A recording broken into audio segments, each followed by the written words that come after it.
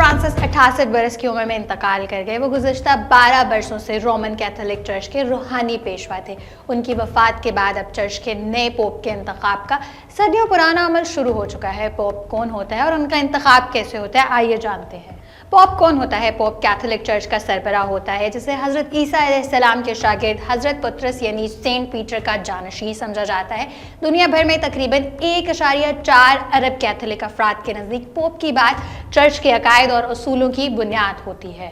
Pope کی وفات کے بعد سب سے پہلے ان کے جنازے کے انتظامات کیے جاتے ہیں۔ روایت کے برخلاف پوپ فرانسس نے سادہ تدفین کی خواہش ظاہر کی تھی۔ انہیں روم کے ایک اہم کلیسا میں دفن کیا جائے گا۔ پوپ کے انتقال کے فوراً بعد ویٹیکن میں موجود کالج آف کارڈینلز میں اجلاس طلب کیا جاتا ہے۔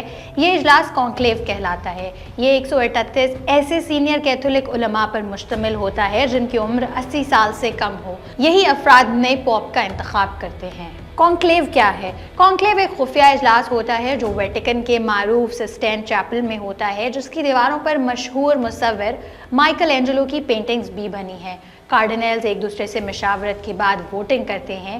جب تک کوئی امیدوار 2/3 اکثریت سے منتخب نہ ہو جائے، ووٹنگ جاری رہتی ہے۔ پوپ کے انتخاب کا اعلان کیسے ہوتا ہے؟ انتخاب کے دوران چیپل کی چمنی سے 2 بار دھواں نکلتا ہے۔ اگر دھواں سیاہ ہے تو سمجھ لیجئے کہ انتخابات کا رزلٹ نہیں آیا، اور اگر دھواں سفید ہے تو پھر بھی سمجھ لیجئے کہ پوپ کا انتخاب ہو چکا ہے۔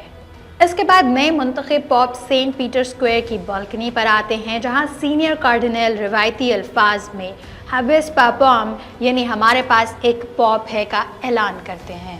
تاریخی طور پر سب سے زیادہ پوپ اٹلی سے منتخب ہوئے ہیں، تاہم پوپ فرانسس ارجنٹینا سے تعلق رکھنے والے پہلے پوپ تھے۔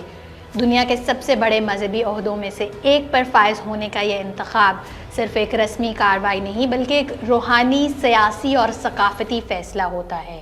یہ پوری دنیا کے کیتھولک افراد پر اثر انداز ہوتا ہے۔ اب دیکھنا یہ ہے کہ اگلا پوپ کون منتخب ہوتا ہے اور وہ عالمی چرچ کو کس سمت لے کر جاتا ہے۔